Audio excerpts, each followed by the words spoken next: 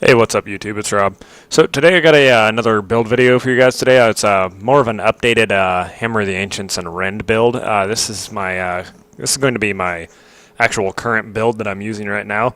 I've changed up my Hammer of the Ancients and Rend build, and I just figured I'd show you guys what it's all about. I believe this build is more efficient and works better for me now that my gear has changed a significant amount. This version of the build will be more focused on maximizing DPS while still maintaining survivability. The last build like this that I did was more geared towards survivability, but now that my gear has changed a significant amount, I am making this a little more towards maximizing my DPS. So I'll show you the skills that I'm using right now. They're slightly different, and the runes that I'm using, and explain a little bit as to why I'm using the ones I'm using. So my first skill, I am still using the bash ability with the onslaught rune. The onslaught rune makes it to where it hits 2 extra times for an extra 25% weapon damage per strike, and it removes the original knockback chance that the bash ability has, which is nice. The 2 extra hits that come after the initial one is really nice because it adds extra chance to generate fury, which is good, and it puts out solid DPS. So I really like that for fury generation, for trying to get your other skills going, and it's just a good fury generating DPS skill. The next skill is obviously Hammer of the Ancients with the Smash rune. The Smash rune takes the Hammer of the Ancients DPS from 325% to 406%, but it hits for a smaller AoE damage. It's more of a concentrated strike and a smaller target, but it puts out more damage, which I believe the trade-off is worth it. The Hammer of the Ancients, for every 5 Fury you have, you get a 1% increased crit chance with Hammer of the Ancients. So if you have full Fury, you're going to be that much more likely to crit. It just increases your crit chance with that skill for 1% for every 5 Fury you have. So I have 120 Fury, so for every 5 I get, that's an extra 1% I'm going to hit a crit with that skill specifically. Now the next skill is Leap. It does exactly what it sounds like. You just jump into the air, dealing damage. And I'm using the Iron Impact rune, which makes it to where you get 100% additional armor for every enemy you hit for 3 seconds. This is a nice way to give you a cushion to land, to make it to where you have a lot more survivability when you jump into a group of big enemies. That way you don't just jump in and instant die. So if you jump into a group of 15 enemies and you hit all of them with your leap, you're going to have your armor just skyrocket through the roof for the next 3 seconds or so. Give you a chance to generate some fury and give yourself a chance to drop a Rend, which we'll get into that in a minute. And your Rend is going to help you stay alive, and the extra armor from this also is going to help you stay alive.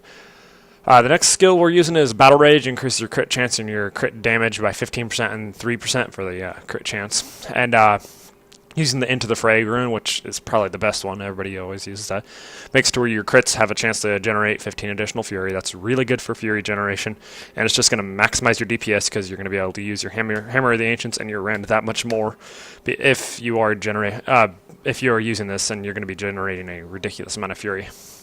The next skill that I'm using is Rend with the Bloodlust rune. Rend is just an AoE damage attack that does 700% weapon damage over 5 seconds. Puts a dot on them for 5 seconds that does 700% damage. Amazing. The rune makes it to where you gain 9% of your damage done as life, so it's basically a life steal. You're going to get 9% of that back returned to you as life. This almost entirely eliminates the need for having lifesteal on your weapons or your belt. I mean, lifesteal on your weapons and belt is nice and all. It will help. There's no doubt about that. But if you are dropping Rends and you keep your Rend up continuously, this will probably keep you alive even without lifesteal. I don't usually run with lifesteal on my gear as long as I'm using this Bloodlust rune. So this is really nice to have. The next skill I am using is Wrath the Berserker with the Insanity rune. Now, depending on what MP I'm doing, I'll change the Insanity rune from Insanity to Thrive on Chaos. If I believe I can burn them down fast enough before the skill drops off, I use Insanity. If I use Thrive on Chaos, It's probably because I'm not going to be able to burn them down within the 15 seconds. Anyways, if you don't know what Wrath of the Berserker does, it's just a huge cooldown that increases your crit chance, attack speed, dodge chance, and movement speed. It just increases your survivability, it increases your damage output. It's just an amazing skill for putting out maximum amount of damage in 15 seconds or so. The Thrive on Chaos Rune makes it to where every 25 Fury you generate, it adds 1 second to the duration of the skill. Then the Insanity Rune makes it to where it adds an extra effect of increasing your damage by 100%, which is nice. If you know you can burn your enemies down before the 15 seconds are over, that's really nice. But the Thrive on Chaos, in the end, will keep your Wrath of the Berserker going up pretty much as long as you have stuff to hit. As long as you're generating Fury, you can keep your Wrath of the Berserker up. But I like to run with this every once in a while just to mix things up, because sometimes you can just burn through an elite in like a few seconds flat. With this, it's just a ridiculous DPS increase. Like I said, with this build, I'm trying to focus more on maximizing DPS, so that's why I went with the Insanity Rune. Thrive on Chaos is probably the more popular of the two, for obvious reasons, but I just have been preferring this one as of lately.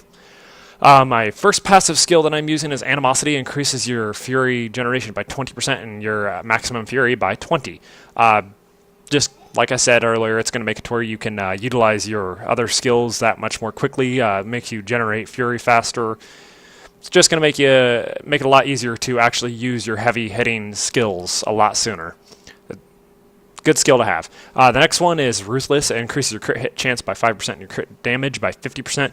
Straight up DPS increase, makes you crit more, makes you crit harder. Amazing skill. Next one I'm using is Weapon Master.